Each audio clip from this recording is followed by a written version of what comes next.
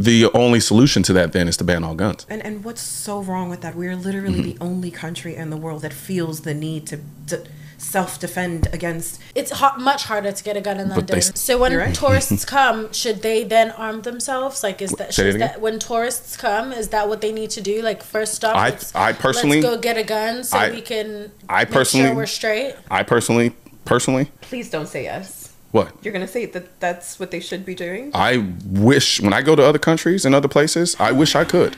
Oh my yes. God. What if we didn't have them at all? Again, like Sweden, exactly. like London. Right. If we didn't have them at all, nobody would feel that fear or that.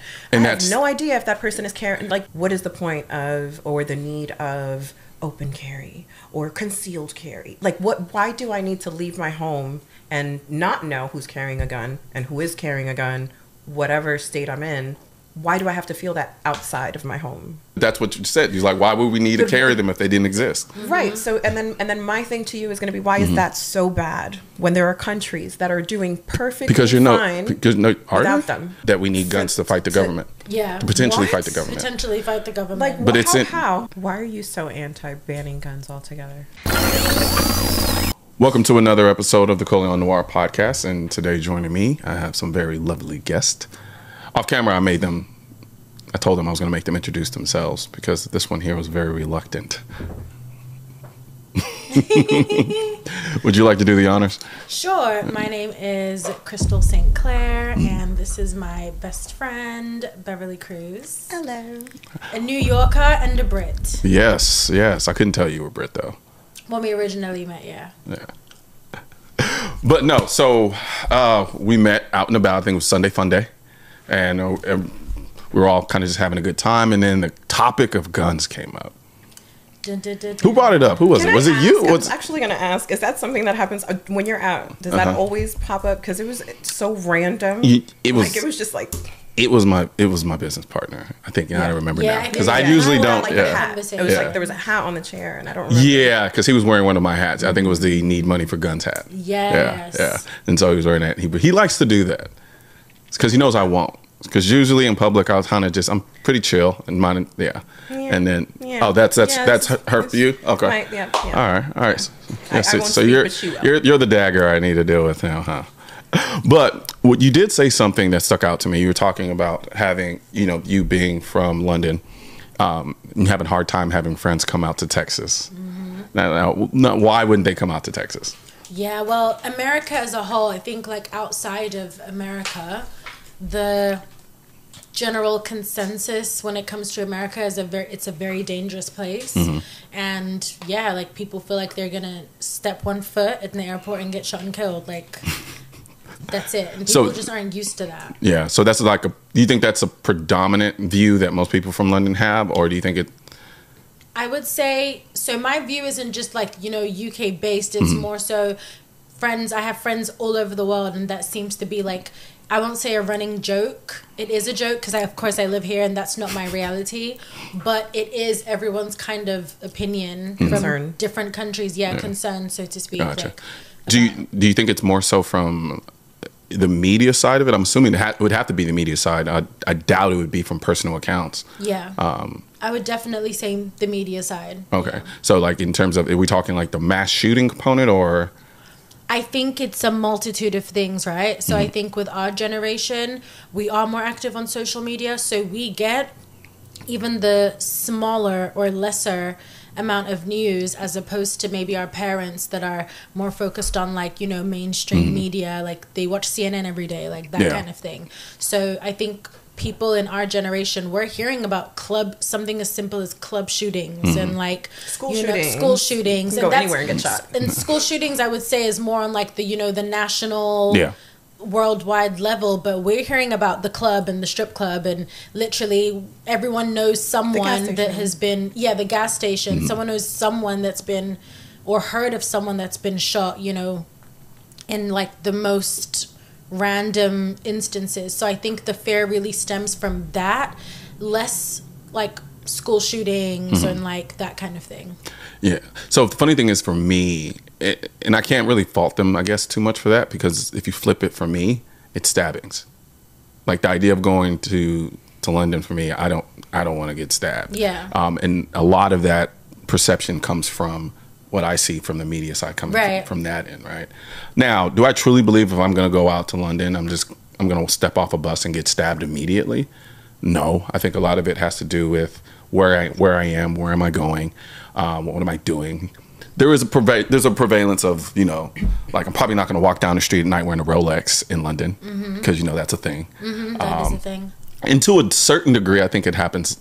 To a certain degree, I think it's like that out here. But I also know how to move around in certain areas wherever I am. But generally speaking, it's not really a big concern of mine. Now, you. your perspective is more stateside because you're from. Well, before we move on to my perspective, right? Because you flipped it and you said that your concern would be if you flew to London, your thing is like, I don't want to get stabbed. Yeah. Right. And I think when we spoke on Sunday, I think the entire time for me, I just think logically, right? So logically, how quick can you run from a bullet? I don't think you can outrun a bullet. If I'm in a close proximity with someone, I might not be successful at running from someone that's trying to stab me. Might not be. You also might not know somebody's stabbing either. If someone comes at me with a gun, there's no hiding. There's no, like, you're shot. Now whether the person is a good shot or not, you might get lucky. Yeah, I think the idea of shooting is actually pretty hard, right? Especially when you're talking about adrenaline. So let's think about it. So they talk about like these mass shootings, and they talk about how deadly the AR-15 is, and so forth and so on. And this is a little grim. That's why I'm kind of hesitating. But if you think about it, if it were that easy, the death toll should be exceedingly higher, especially when you have a confined area with a bunch of people and you have one person with a gun that's supposedly this weapon of mass destruction. So the shooting aspect of it is actually a lot harder than people give it credit for. Just being able to shoot accurately, period. And hit someone. And especially moving targets. So we're not talking like difficulty, like it's, too hard, or like we're talking about. There's that component too. There might be a chance that he might not. There's that component too. But I think we're almost kind of talking like subjective fears, right? So it's kind of like I'm pretty sure you're not. I'm pretty sure you're scared of being stabbed too. Like you don't want to be stabbed. Same way you don't want to be shot. And it kind of all depends. My mindset goes, I'd rather defend myself with a firearm against a firearm, or a firearm against a knife, than a knife against a knife. And that's just because my understanding of how knife fighting sort of works, you're going to get stabbed. Plain and simple. It's just what it is. Like even when I see videos online, there's a certain level of gruesomeness that comes with stabbing someone that's inherent. However, I'm not going to undermine what you said in that, yes, there is this idea that if I'm in a situation and someone has a gun, they don't have to get that close to me to do any harm to me. They don't. And you may not also be the target, which I think is also a big thing when it comes collateral to damage. The knife contact or like the stabbings in the UK. They are primarily either premeditated, not to say guns aren't, but they're and the victim usually, is that one victim. They're usually the subject of conflict or an altercation, that kind of thing, as opposed to people being in a confined space and someone's shooting. You're probably going to end up shooting someone that you did not intend to. Not to say that like it isn't hard to shoot, just to piggyback off your point, but with knife crime, that's usually something that's coming out of, a fist fight that someone's losing and escalates, or it's someone that tried to rob you and that kind of thing, as opposed to just shooting. Yeah.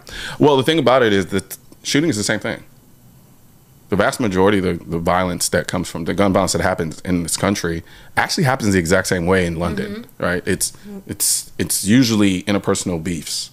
It's driven by either interpersonal beefs or just inherent street violence, right? That's why if you notice when you were mentioning the types of shootings that you knew like from people who have experience, where were they happening? Strip clubs, out in streets, things like that. And so the dynamics are the same. And so my thing has always been, even though I'm a proponent of firearms and owning them, but at the same time, I still want to minimize actual gun violence. Like, that's still a goal of mine. You don't think the two could live coexist? You don't think the two could exist at the same time? Being a proponent and then wanting to minimize gun violence? It comes from the top, right? And I think the issue with the whole gun situation is they're not interested in reform or in making it less accessible to people that shouldn't own guns. They have no interest in that. And the moment you mention that, when you say they, who are we talking? I mean, I guess, okay, so we'll just say people who are pro-gun, more or less, in politics. So I think the reason, so I can tell you from my experience. So I wasn't into firearms when I first got into guns. And so for me, when I got into it, I had a perceived notion about the national conversation politically, and I'm assuming that's what you're referring to. I had a perceived aspect of it, and then when I kind of got into it, I started seeing how things really were. And one of the things I noticed is there's kind of, and it seems oversimplified, but it's kind of a give an inch, they take a mile. So let's take, for instance, if I'm somebody who is inherently against firearms, and I'm like, I hate them, like they almost make me shriek, right? And it's like, at least just do something. You're probably not going to be okay with anything that stops short of just getting rid of the guns. But we've discussed that I'm not that, right? No, I wasn't. I'm not putting that towards you. Yeah. I'm just saying, but there are people like that, who are in these positions of power, and that is their ultimate goal. And it's hard to have the conversation sometimes, because when you say that, you sound crazy. You're like, they're not trying to take your guns. They're saying they just want something reasonable. Well, the problem with saying something, well, what does reasonable stop? That's the question. And go ahead.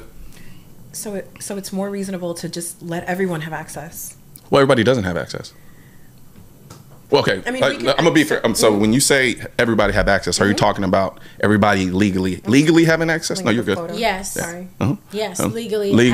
Okay. Legally and illegally, because I've looked up. So if you look up how many people own guns in the U.S., right? The number's staggering versus any other country in the world. Well, we're also the only country that has a Second Amendment right. Absolutely. Well, when we say legally, we don't mean legally and illegally. More so the fact that it is possible for people to have guns. It's your legal right to have a gun. Now, whether you obtain that gun legally or illegally, it still is your legal right to own a gun. And I think that's kind of our point. It's more so, yes, we understand that everyone legally by law has a right, because that's an amendment, but we don't feel like everyone should legally have a right everyone to can't have a gun. And then your point when we were talking on Sunday was, well, what if someone's had depression before? Okay. And you feel like people that have had any kind of mental illness shouldn't own a gun. And that should be a case-by-case basis, but it shouldn't be like where the starting point is that everybody can do it. And then, because at the end of the day, like a lot of these places that people go to get guns, they don't make it very difficult. In what sense? I can't say that I'm very educated on what the process is to I get get a gun, so I'm going to let you educate me on that, but no matter how you slice it, there are kids that have made guns automatic and brought them to the school and shot up an entire, you know what I mean? Like it's just. So you might be conflating two things. So here's the irony about school shootings: they don't happen in the hood. When's the last time you saw a school shooting happen? It doesn't. But for me, it doesn't matter where it happens. I know, but you got to think, if we're going to address the issue, we need to understand where the source of the problem is coming from, right? So if there's a stark difference in the type of gun violence you're experiencing in one area versus the other, if we want to stop it, we probably want to understand why. So you pointed out younger kids making guns automatic and then going into shooting up schools. That's never happened. However, there are a ton of kids in the inner cities who are walking around with fully automatic guns that they converted, right? And then there's never actually been a school shooting that's been committed with a fully automatic gun. And so, and then usually those are different dynamics. I wish I'd have done a little more research, because it doesn't sound accurate to me. What do you mean? So because think about it. If you think about, let's do a quick rundown of the list. So if we had, the one in Florida. What about Columbine? Wasn't that? No, those weren't automatic. Those were not automatic. No. Okay. And then you had the one in Florida that wasn't automatic. What was the most other ones? I can't even. There isn't one. Okay, so they weren't automatic, but they still somehow got access to these guns. So that's another thing too, the way they're getting their guns. So the vast majority of the times when you're having these kids who actually commit these mass shootings, it's not like they're walking into a gun store and buying the guns. No, they're getting them from their parents. They're either stealing them from their parents. Stealing them from their parents. And so, and then even if you think just mass shooting as a whole, the vast majority of these people have, which is, I'm pretty sure once I say this, you're going to be like, well, that's the problem. The vast majority of these people have gotten their guns, like when I say vast majority, we're talking close to 80, 90%. I don't have the hard data stat. But, and the vast majority of them have gotten them legally. Not only did they get them legally, they had background checks before they got the guns. So then, and that, you don't think that's a problem in itself? Well, the only solution to that then is to ban all guns. Because if go ahead. And I understand. Sorry, I understand what you're saying. And what's so wrong with that? We're literally the only country in the world that feels the need to self-defend against, like. It's not bad enough for you to come here and live here. No, I mean, I was born here, so I have no choice. But like. But you wouldn't leave. I would. You would? Where would you go? I would love to live in Europe. Okay. I would love a cute little life in Europe. I think my stance more so is I understand the necessity for guns. Maybe necessity isn't the best term to use. Why not? I understand the importance of having a gun. Why wouldn't that be necessary? Because I don't think it's a necessity. Why though? So let's put this into perspective. Somebody having the means to defend themselves, right? Do you think that's a necessity? Being able to defend yourself. Absolutely. So then I ask you this question. If you talked about, the irony is when you talk about guns and say versus knives, do you think somebody's going to be in a better position to defend themselves at home with a gun or a knife? Probably with a gun. Especially when you know exactly where you're. Absolutely. And so that's why we have guns in the country the way we do, largely because we understand that the gun is the equalizer. So if I'm by myself at home and I have 3 guys kicking the door, I'm probably going to be in a better position to defend myself with no gun than you, right? However, if 3 guys kick in your door and you're by yourself and you don't have a gun, you're probably shit out of luck. I'm ready to meet my maker. Or if you did have a gun and you were comfortable enough to know how to use it and shoot it, you are now equal to those 3 guys coming into your place. Purely based off of the fact that nobody wants to die. Not because you're John Wick and you're a better shooter than all of them. But generally speaking, when bullets start flying, people start running. And from all of the self-defense videos that I've done and talked about, that's usually what happens. Usually at some point, once the party who they thought was a victim start shooting back, they start running, right? So now, even though you may not have outshot them, but you've protected yourself with a gun. And so go ahead. So now we get into my stance, right? Which is I'm not against guns. Okay. I do believe that you can have a gun in your home and a household and great if someone, not great, God forgive me. If someone comes into your home and you have the opportunity to defend yourself with a gun, fantastic. What is the point of or the need of open carry or concealed carry? Like why do I need to leave my home and not know who's carrying a gun and who is carrying a gun, whatever state I'm in? Why do I have to feel that outside of my home? Well, the thing is, it's the same. I could say the same. Why do you guys need guns outside? Why do I need to see 2 men kissing outside? Babe. I'm not saying I have a problem with that. I'm just giving you an example. No, but I'm saying it's not conflating because you're talking about an item that people are carrying to protect their life. But why do you need protection if no one else has guns outside? If that was the thing, can you carry a gun right now in what you're wearing? With what I'm wearing, what do you mean? Like concealed? Period. I'm not sure. I've never tried to carry a gun. It's a lot harder for women because of the way you dress. So there are some people who, because of the way they dress, that's why they'll open carry. Now, I'm not going to bullshit you. There are some people who open carry to posture. I don't have a problem with open or closed. Okay. I have a problem with needing to have a gun outside of your home. The stance that we have is, that I have is, cool. Self-defense in your home if someone comes in. Because that's also the story that you guys constantly use to defend needing a gun. Because it happens. Oh my God, if someone comes in, that's literally, to me, it's fear-mongering. You want people to be so fearful of someone coming in their home and let's So let's do the numbers of the people that get. It's not. It feels to me it feels. And I'm sorry, I did look on your page, right? No, do you think? Even on his page, like the stories, it's like 81-year-old lady saves herself from. You know what I mean? Like, do you know why I do those? No, I'm sure. I mean, I can. There's a reason. There's a very specific reason, and the reason is the alternative of what you're saying. Those stories don't get covered. Those stories don't get covered in the news at all, especially mainstream media. They don't. Think about it. When have you heard of it outside of coming to my page and seeing it there? You probably haven't. You probably only heard of when guns are used in a negative manner. And so if we look at, and I don't want to get. I don't know. I feel like But that is a negative manner. No, when an 85-year-old can protect herself against a 30-year-old? No, but the fact that, the situation has occurred in the first place. Now, I feel hold on. I just want to say this, but I'm trying to avoid getting geeky with stats, just because I know it's not like you two have delved deep into this. Right. But there is educate us, there is a huge misconception about the number of people who use guns to defend themselves. And because they don't really highlight it in the mainstream media, you don't hear about it, so you don't think it happens. So that's when you end up asking me the question, why do you feel like you need it when you're outside? Just based off of the cases that pro-gun control groups. These are gun control groups, right? Because the spectrum is 600,000 to 2 million people every year use a gun in self-defense. The low end being... Can you repeat that number? 600,000 to 2 million. Okay. On the low end, 600,000. But that low end is the number that the gun control groups came up with. That's not like pro-gun control groups that said they did a study and found this out. That's what... And they were trying to undermine the 2 million number, right? And so... I think what people also have... Where does the data come from, and what makes one more believable than the other? Well, let's eliminate the high end. Let's just eliminate the high end. Let's keep it 600,000. This is based off of a group who doesn't even want people to have guns that have come up with this number.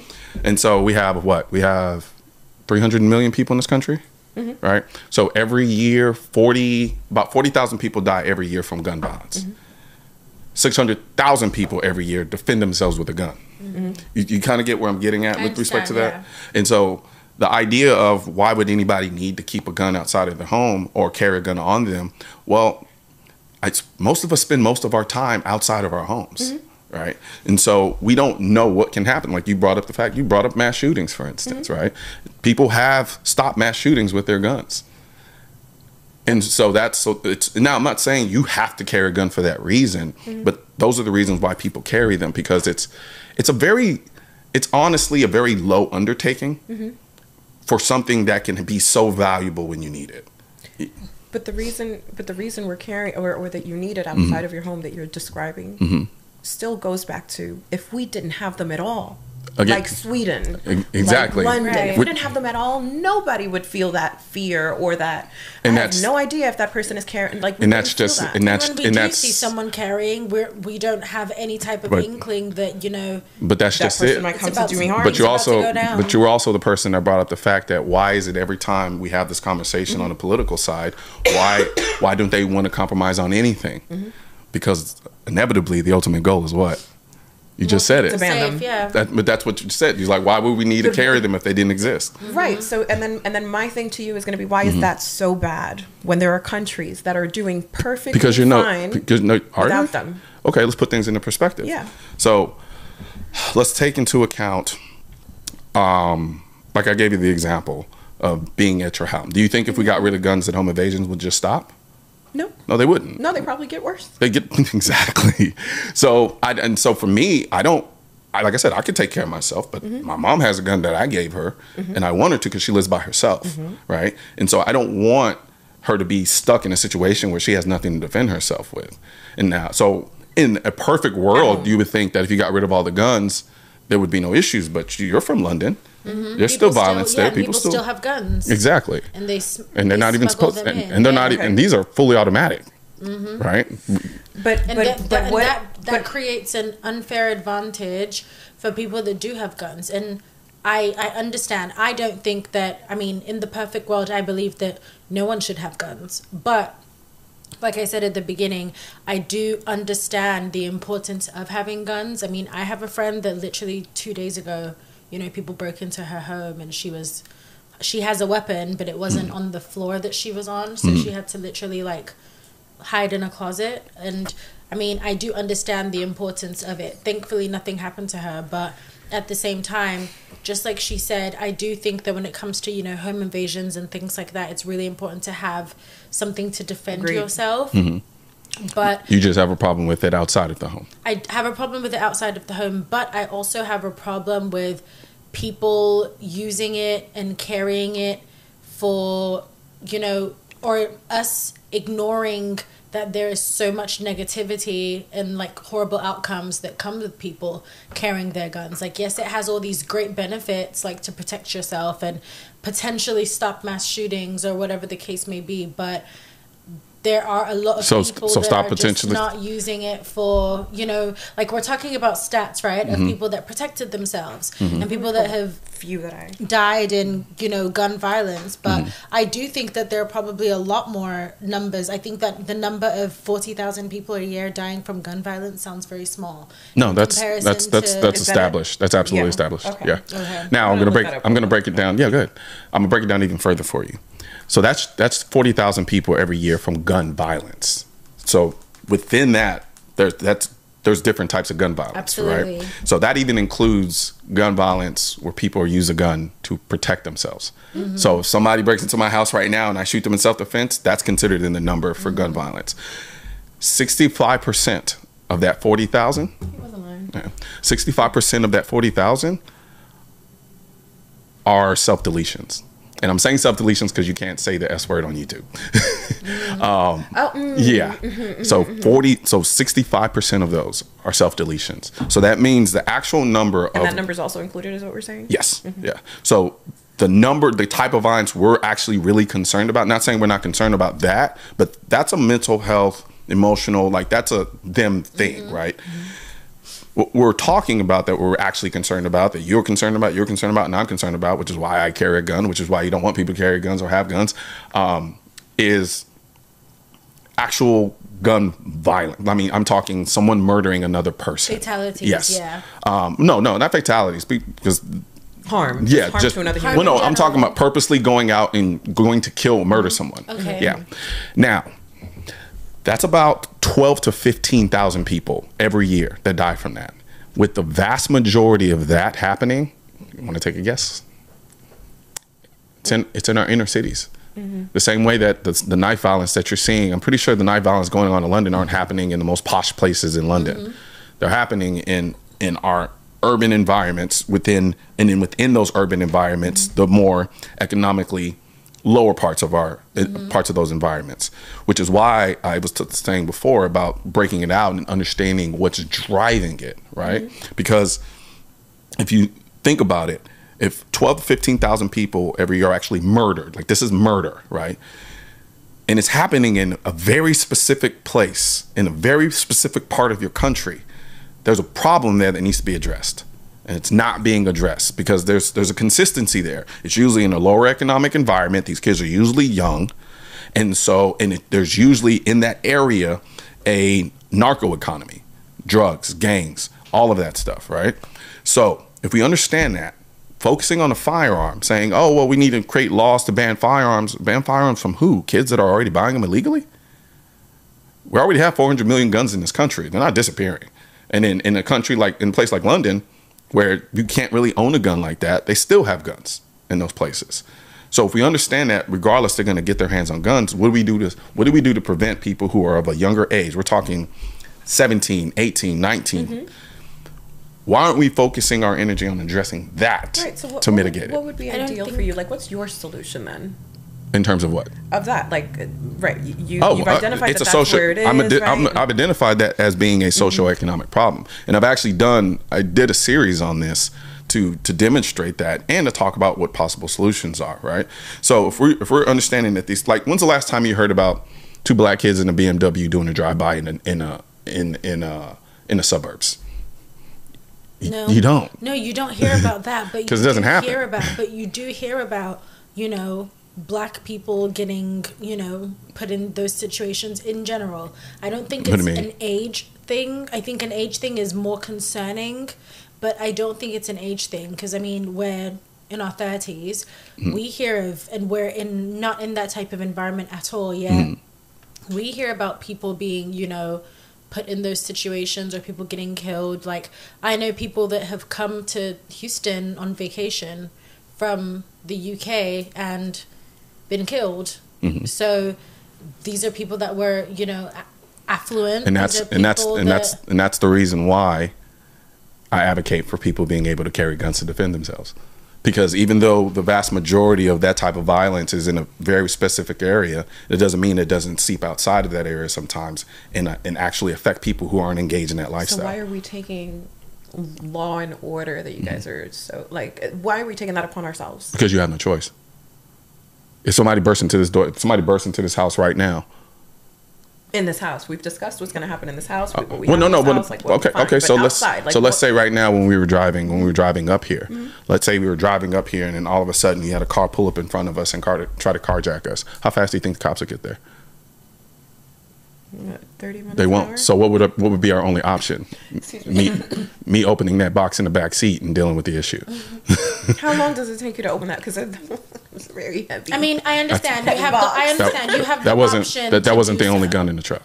Persian. You have the option to do so, which is, you know, in the grand scheme of things, it's fair. Like you said, the ownership of guns is about, you know, equalizing any type of situation you're in, right? Any type of negative that's situation. part of it. We'll get to the other part of it.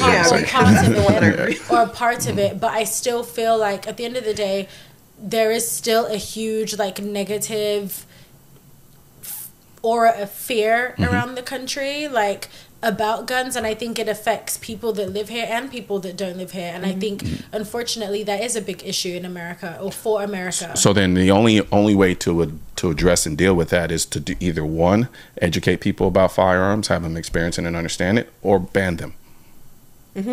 Yes. Again, and I'm for the banning, and you're for like not. But right? that's what I'm saying. But that, again, it falls back to the point why there can't really be a true conversation about it, and why there can't be compromise on our end with respect to it, because inevitably your ultimate goal is to ban them. So when tourists come, should they then arm themselves? Like, is that when tourists come, is that what they need to do? Like, first stop, I personally, let's go get a gun so we can make sure we're straight. I personally, please don't say yes. What? You're going to say that that's what they should be doing? I wish, when I go to other countries and other places, I wish I could. Oh my yes. God. What, the danger doesn't stop when I leave America. So are they allowed to do that? No. Right. So wait, so are you arguing for people to be able to have guns or not? No, I'm not arguing. I'm not arguing either which way. Yeah. I don't really do you think they should be able to? I don't really agree with, you know, the accessibility of gun ownership. I don't disagree with people owning guns. I don't agree with. So who should be able to have them and who shouldn't? I think there needs to be some things that are set in place for, you know, I mean, like background checks. We know there's background checks, but that means nothing. Like, how does it mean nothing? Serial killers have clean records. Can you educate me then on the background check? We've seen, you know, mass murderers that were lawyers and things like that. So it's like, how do you really bypass that? I'm here to kind of figure out what we can do. You can't bypass it, so you have to ban them. No, what do you mean? They're banned where she's from, and they still have them. I don't think banning them will completely eradicate the issue of gun violence. Peter's having fun. I don't think banning guns will completely eradicate the issue of gun violence, but I do think that limiting the access in some way. But they are limited. If you're a felon, you can't own them, right? If you've been known, but they're getting them how illegally? Because they're everywhere. It's not hard to get a gun. That goes back to the accessibility. That's my point. It's not hard. Accessibility. It's not hard to get a gun in London either. It's much harder to get a gun in London. But they still have them. They still have them, but it's much harder to get a gun. Much harder. But they still have them. So actually, let's put things in. Number. I want to pull that number up because here in the U.S., the amount of households that actually have guns was insane. Like that was a little nuts to me. 500 million civilian-owned firearms in the U.S., right? Mm-hmm. So let's put that against the U.K., since that's where we're... Sorry. 3 million. Oh, there you go. Okay. I'm going to trust you because you've been right on everything else. So now put that into perspective really quickly. 3 million is about 3 million is about the size of what? New York? We got more. We got a little bit more, yeah. But if you really think about it, it's not. That's my number thing. I think it's like 15. Like I think it's 15 million. Either way, the population size in the UK compared to the population size in America, it's like 1,000 times. Okay. Right? We have over 300 to 400 million people in this country. Right. So now let's put things. How many in the UK? Sorry, I got to pull up. Yeah, I think it's like 15. 15 million. I could be wrong. What, for households that own guns? No, just the population size in general. Okay. Right. Okay. So to have a high. So can we do state to state then? Huh? We'd have to. I mean, because I'm assuming that the UK is more comparable to a state versus. Well, the thing is, here's the point that I'm getting at. And I'm just going to put this into perspective. I've done a whole video on this, and I don't think America has a gun violence problem. We don't. That's crazy. Put it in perspective. We have over 300 to 400 million people in this country, and only 40,000 died. That's nuts. It's not just about only 40,000 dying, but if you really put it, it's not even that. It's because remember, 65% of that is self-deletion. How many? 65%. 65. Jeez, that's a high number. I missed that the first time around. 65%. Okay. Those self-deletions. Okay. So technically, it's really 12 to 15,000 self-deletion every year. I know it's crazy. I don't think fatalities should be the only thing that we judge having guns on. But hold on. The reason why I'm pointing that out is to demonstrate the fact that the whole perception that America is just this wasteland of gun violence is just not true. It's not. The violence that with like your whole heart, because it's not true. It's because not true, guys. It's because what I learned when I actually dove into the numbers and understood them for what they were, I was even shocked. And I looked at it, I was like, wait a minute. So you mean to tell me we have 300 million people in this country, we have over 400 million guns in this country, and every year from a murder standpoint, you have 12 to 15,000 people being murdered, but the vast majority of those happening by way of drug and gang and street violence. Is that really a gun problem, or is that an inner city gun violence problem that has to do with the socioeconomic issue? We're still focusing on murders. Why wouldn't we? Because there are so many other people can be shot and survived. People who have been in comas. But it doesn't change the context in which it's happening. Those people being shot are still being shot in our inner cities in Atlanta, like in our inner cities by way of that still being shot in general. I do not believe that anyone being shot is in inner cities. I didn't say that. I said the vast majority of that violence, vast majority of actual murders, but that's what I'm saying. What's the vast majority? Like, it was so heavy numbers. So heavy on numbers. Fair enough. I'd put it somewhere, and the reason why I say I put it somewhere is because the number kind of moves, right, depending on how you approach it. But I'd put it anywhere somewhere between 70 to 80% of that type of violence happens in our inner cities. Yes, it does. Of gun violence in general, not murders, just gun violence in general. Well, we can't do that because remember, 65% of those are self-deletions. And those are the percentages for murders. No. Self-deletion. So 60. Okay, so you have 40,000, right? Let me not say murders, but gun violence. Okay, in terms of 40,000 people is the 40,000 people that die that doesn't include people that have been affected by gun violence that have just like been shot in the leg and now it doesn't. No leg. No, those are actual deaths. And that's what I'm saying. If we're focused on fatalities, someone dying in any which way, then okay, those are the numbers we're providing. But I think it's not accurate enough to just speak on fatalities. Like there is a lot of gun violence, collateral damage and people that are that's what I'm saying. The vast majority of those are still happening in the same, like in order to get shot there has to be a shooting, right? So that number, that 40,000 is shootings in general. No. So remember, you got it right. The 40,000, right? Are people that have died from gun violence. Yeah, or just people who have died from gun violence, right? Now there are some people who try to self-delete and it doesn't work, but that still falls under the self-deletion category. Absolutely. Right? So we're not speaking of... It still falls in the 42. Is that it's separate? No, it doesn't. But what I'm saying is the vast majority of that 40 of the people died from some type of gun violence. The vast majority of them is 65% is self-deletions. Absolutely. Right? So 35. So then there's self-deletions, then there's self-defense shootings, and then there's actual police shootings. So like the cop is pursuing a suspect and he shoots him. that falls under that 40,000 as well. So what are our numbers in regards to gun violence in general? That's 40,000. No, because that's... Oh, you're talking about just shooting, period. Shooting in general. Just shootings in general? Yeah. Someone gets shot in the foot. Mm-hmm. Someone gets shot in the bum. Like, there's still... The accidental gun shootings in the home. In the home. But that's what I'm getting at. Those numbers are going to correlate the same way. So if somebody tries to self-delete and it's unsuccessful, but yet they try to use a gun to do it, it's going to fall in that same category, because that number of people... Because these numbers are consistent. These aren't like... Only in the last 3 years has it been like 40,000. These are consistently every year 40,000 people are died or killed by way of some type of gun violence. So if we take that into account, we understand that if somebody tries to attempt to self-delete and then unsuccessful, it still falls in that category of attempted self-deletion. Yeah. Right. So then if we're talking about murders, if the vast majority of murders are taking place in our inner cities by way of gang and drug violence, then those people who have been shot and didn't die.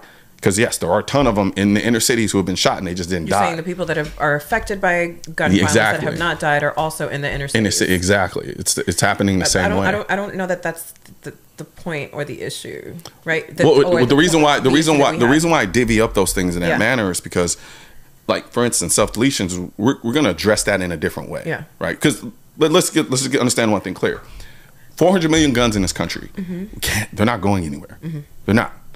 So that means that people are still going to be able to get their hands on these guns. Some way, right? Somehow. So if we understand that, so now, would we care if there were 1 billion guns in this country if our gun violence rate was cut in half? It wouldn't matter, because the whole purpose is we don't want anybody shot, and we don't even want dying from being shot. So if we address these issues, for instance, let's take self-deletion, because people make the argument that, well, the only reason our self-deletion rate is so high is because we have so many guns. But you compare us to Japan, where you can't own guns like that, and they have a higher self-deletion rate than the U.S. Probably jump off buildings or something. Exactly. So then why not address what's causing people to do that? Exactly. Okay. So, and I'm not saying have the answer for the mental health component. I'm just saying that's where our energy should be focused. And that's okay. And we can focus on that, right? But the guns are already here. That's what I'm getting at. Mm-hmm. So, but if the guns are already here and nobody's shooting anybody with them except when they're defending themselves, then the guns being here doesn't matter. So then why don't we figure out how to address this component of it, i.e. the self-deletions? Because it's the gun itself that's the issue. The gun isn't the issue, because there are tons of people, you pointed out, 400 million people with guns, but yet there are only 40,000. I don't want to say only as if they're dismissive, but considering the number of people we have in this country compared to the number of people who actually die from gun violence every year, that's saying a lot considering how many guns we have. We have more guns in this country than people. I can't. So clearly it's not the case that simply just having a gun is what's causing people to be violent. That's not the case. And so all I'm saying is, if we dealt with the underlying issues that are causing this type of gun violence, the gun violence wouldn't even be an issue. And we know what to do. We know how to fix it.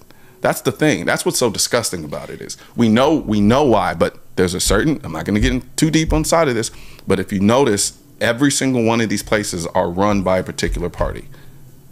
Every single one. Why are you so anti-banning guns altogether? Let's get into that. Okay. So I am anti-banning guns because I understand they're not going to make us any safer. They actually make us more unsafe. I don't want to be more unsafe. 2, I don't trust or rely on other people for my safety because they can't. AKA like law. they can't be where I need them to be, right? Government, right. 2, I understand that the gun is an equalizer. It is something that puts, whether you like it or not, gives you the ability to defend yourself to the same. On a 1-on-1 or 1-on-3. It doesn't matter. Or it doesn't matter. Yeah, I just did. It's not an equalizer. I just did a story. The discussion that we had on Sunday that blew my mind was the idea that we need guns to fight the government. Yeah, to potentially fight the government. Potentially fight the government. Like, but how? But it's in the Constitution. It's not like we're making it up. It's in the Constitution. And so if you're gonna undermine that part of the Constitution, you might as well start with the First Amendment too. What's the movie The Purge? What's the movie The Purge? Like, I just want to know, like, what are we doing with I could have a garage full of guns. What am I doing in a situation where I need to revolt against the government or that I need to protect myself against the government, they're not coming in my house with a gun, babe. They're dropping a bomb. I think the Jews would beg to differ in Nazi Germany. That was the first thing Hitler did. 1940, like that. Have you heard of? Have you been in North Korea lately? We're talking about right. Like, have you been in North Korea lately? I'm talking about right. Have you been to Gaza? Right now, they're not. You're making my point. No, that's my point. Right now, right? If we have guns, we're guns, and the government is coming for us. And what are we going to do with our garage full of guns when they're going to drop a bomb? You do realize governments you do realize governments aren't in the business of ruling over rubble, right? Right. I knew you were going to say that. And well, that's because I said it to you then. They don't they don't care if they have to restart and start, like they clearly don't care. Look at what's happening around the outside of the U.S. They do not care. If they blow it all up and have to reconstruct it, we'll help you put it together.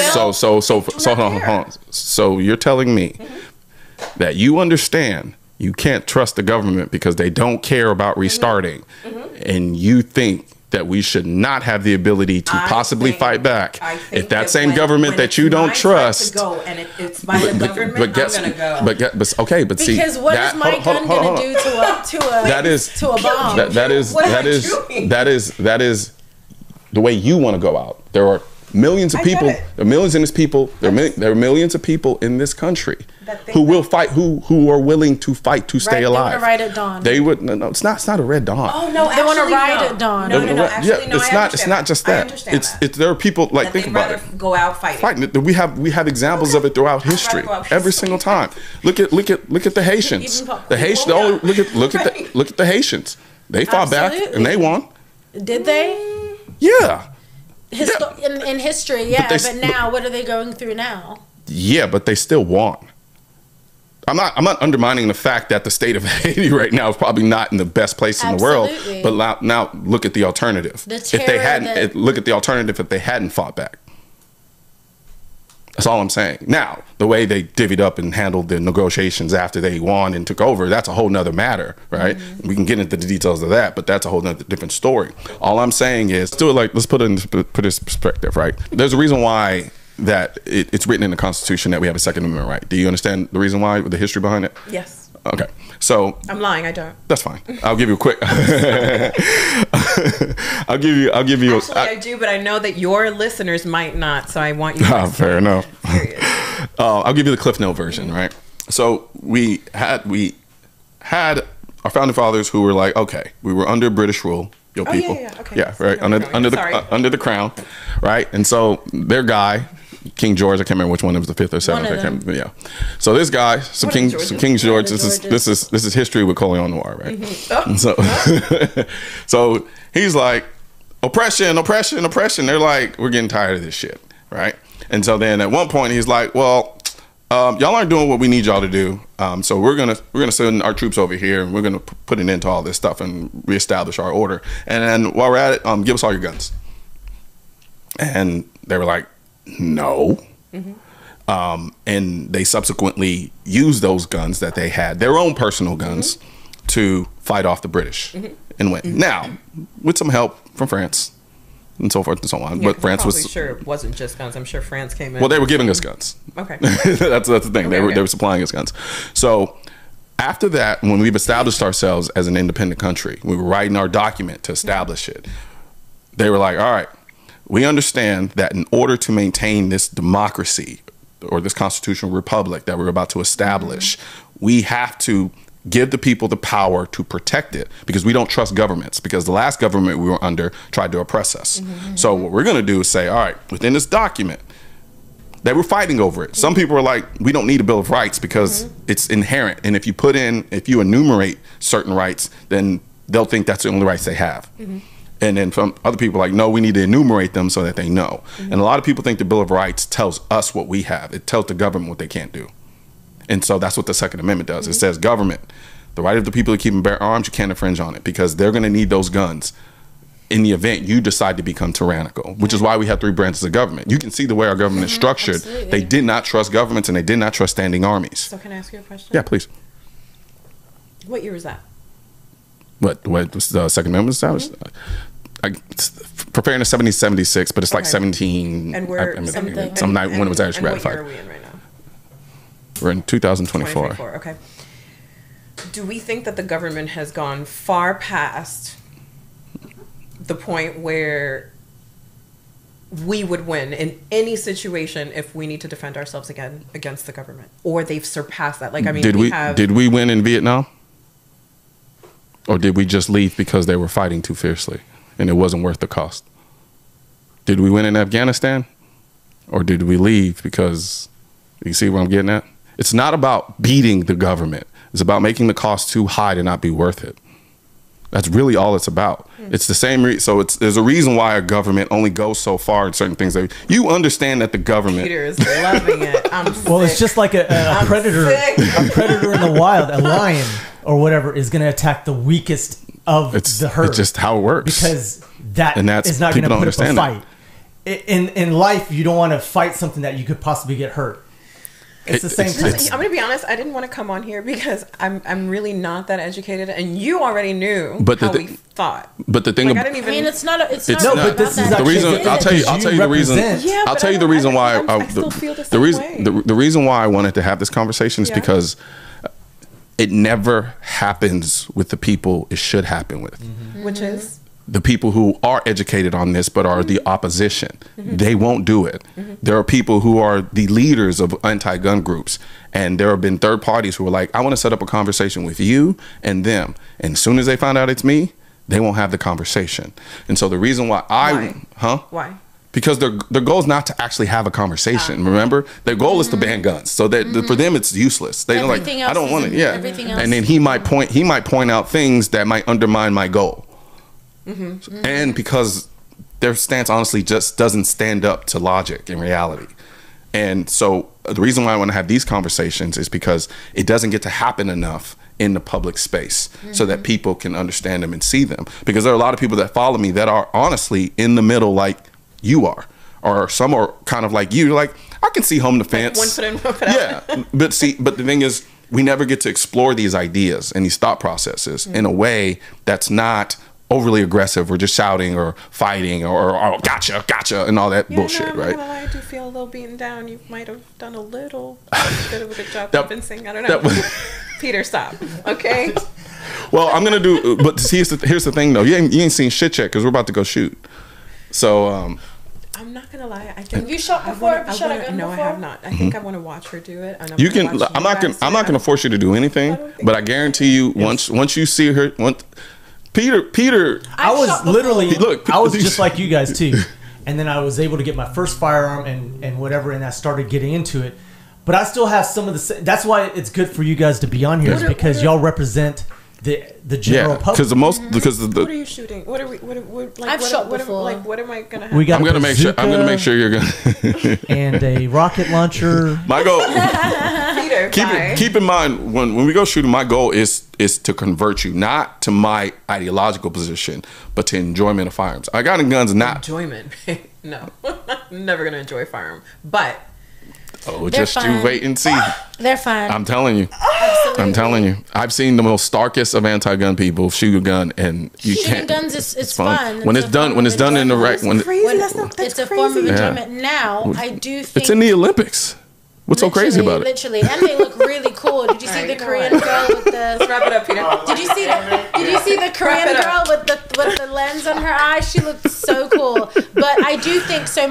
I do think that didn't Tokyo or Japan or like an Asian country win the shooting? Korea. Well, they won that aspect of the shooting. Yes. America won the side where we're actually shooting real guns. Whatever. But it's the truth. Whatever. I mean, they should win with all the gun violence y'all got. Oh, here you go. What are they shooting then that they lost? Air guns. Air guns? Yeah, those are air guns. I wouldn't mind an air gun. Sounds like fun. We'll be shooting as close to an air gun that is a real bullet. Yeah. That's what we'll be shooting today. Okay. Yeah. I mean, I don't know. I don't think it's something that should be fearful of. It's like. I didn't bring. Don't worry. We're good. All right, go ahead. But no, I was just saying. I don't think it's something that you should be fearful of. I think it's still like a form of, you know, something fun. Yeah. But you're not gonna. No one's gonna shoot you. You know. Yeah. No one's gonna shoot me. So my only goal for this conversation wasn't to convert you over. It was so that next time you have this conversation, or next time you see a politician on TV talking about something, you can run it through a filter of having more understanding about the realities of guns in this country and more knowledge. Well, yeah, that's it. You've achieved your goal. Yeah, I don't expect you to walk down the street with a sign that says "More guns, please." But I don't think. I mean, for me personally, I can use this information when I have conversations with, you know, people that live in other countries, but it's not going to, because at the end of the day, the media, whether America realizes it or not, is fear mongering. Well, there's also to just the type of it's a culture thing too, right? Like in America, we have a culture of individualism. We have a culture of rebellion. We have a culture of freedom. Mm-hmm. You don't got that in the UK. Yeah, fair. But it's like, you know, when you hear about Florida, it's always like, oh, Florida's on the news. What happened there now? Yeah. It's just always something's going on. So I think it's that kind of thing when in other countries you're hearing about news in every other part of the world, but then when America you're hearing about it by algorithms. Mm-hmm. It's algorithms. Fair algorithms, 100%. Yeah. But I'm really thinking of like major news networks primarily. Like I'm thinking of like it's the same people shit. that watch like, you know, the CNNs or the NBC. It's all watch. I'll put it like this. I've been on CNN, but I was not on CNN. Mm-hmm. And because they will not have me on.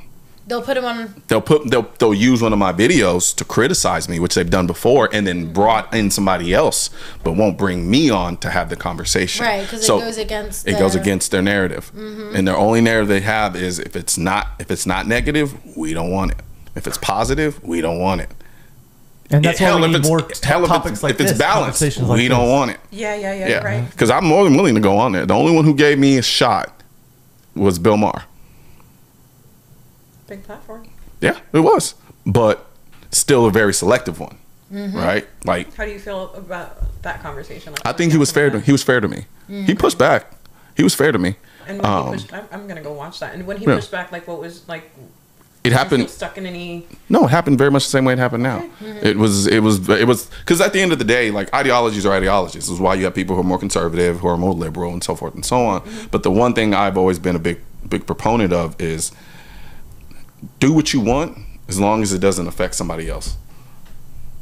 That's a very kind of libertarian perspective, but at the same time, I think the freedom of this country, and I think the fact that people don't understand the power they have in this country compared to people living in other countries. Mm-hmm. We are the only country in the world where the people literally have the amount of guns to check their government.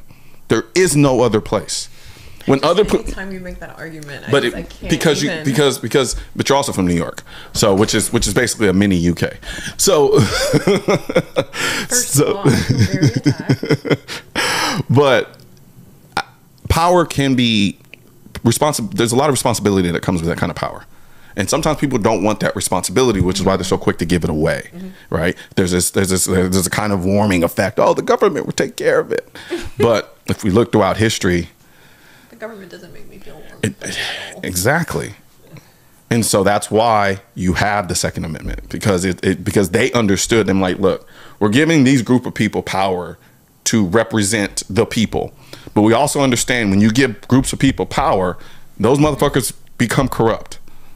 And so we have to be able to manage or mitigate a level of that corruption or the aspiring oppression.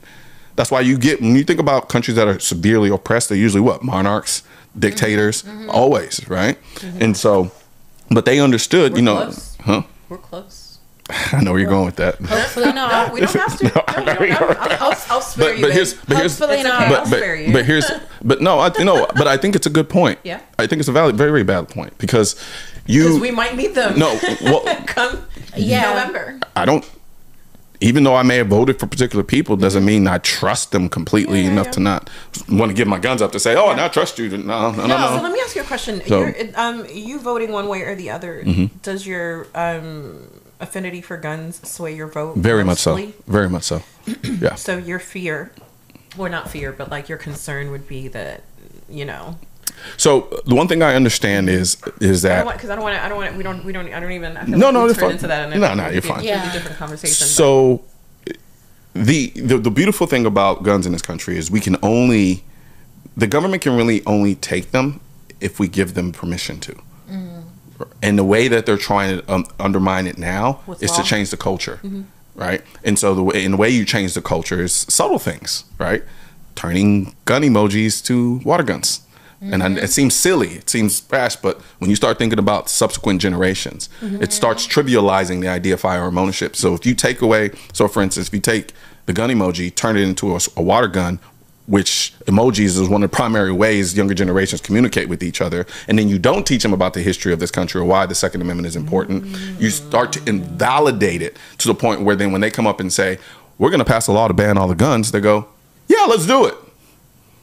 Not realizing the consequences because they don't have the history and understanding of what happens when you disarm a civilization or a population of people. Because we have examples of it all the time. Little mustache man took away the guns from the people he inevitably ended up oppressing. Mao did the same thing, took the guns away from those people he ended up oppressing. Stalin, all of them, they've all done it. That's the first thing they ever did. Even Karl Marx, he was pro-gun, but he wasn't. He was pro-gun for the people to use those guns to overthrow the bourgeoisie and then to take those guns away from the people because what? Those people would threaten his power. That's literally why he was pro-gun, because he understood that he can use the guns in the hands of the people to undermine the established structure. And then from there, once that new power is established, Marxism, you take the guns away from them because those same people could turn around and use those guns to take them to overthrow you because you're oppressing them now. Yeah. That's how that works. Absolutely. But a lot of people don't know that. So you were a lawyer. I am a lawyer. Sorry. You are a lawyer. And you were anti-guns? I was anti-gun up until, and I wouldn't say I was full. That's where I'm going. Like, what happened to you? I went shooting. Oh. Somebody took me shooting. And you're like, oh, I can get used to this. Fast forward next month, she has her own gun channel. But no, real talk. I really, y'all didn't know me from Sunday, and I appreciate you all coming out because it's a conversation I don't get to have. Look, I'm perfectly fine talking to people who absolutely agree with me and believe me all the time, whatever. But in a lot of ways that, you know, you learn a lot of things from what I told you. I'm learning a lot perspective because it can be very easy for me to become overly intellectualized, over intellectualize this conversation, and I don't get to empathize with where other people who don't agree with me come from, right? Because there may be something I don't see. There may be an aspect to it I miss because at one point I wasn't pro, and then I was. So it's safe to say, like, I don't know everything, right? Do you feel like anything in this conversation gave you that feeling? Like, yes, I'm understanding more and more the perception that people have in terms of violence. It's kind of like if you don't have a firearm and you don't see it as a way to protect yourself, I can see how you're like, well, get them out of the hands of anybody else who's willing to do harm, because it's like it's not fair. It's like I don't have a gun. I don't want guns because they're too dangerous, but they have guns. We need to do something about it. So I understand that vulnerability more in a way that I haven't before. And so, y'all ready to go shoot? I'm down. I'm ready. Let's do it. So ready. We're gonna have a blast. Thank you so much for having us. Absolutely. Thank you very much. Absolutely. It's a pleasure. Thank you for coming. One thing's for certain and two things are for sure. Politicians and tech giants don't want gun content to be recommended to you. And we're all fighting this culture war together. Now, you can help do your part by liking, commenting, subscribing to the channel, but most importantly, sharing this video with at least one person. Together, we can stop the suppression of our 2A rights. And don't forget to click the link in the description section of this video for the products that I mentioned in this video.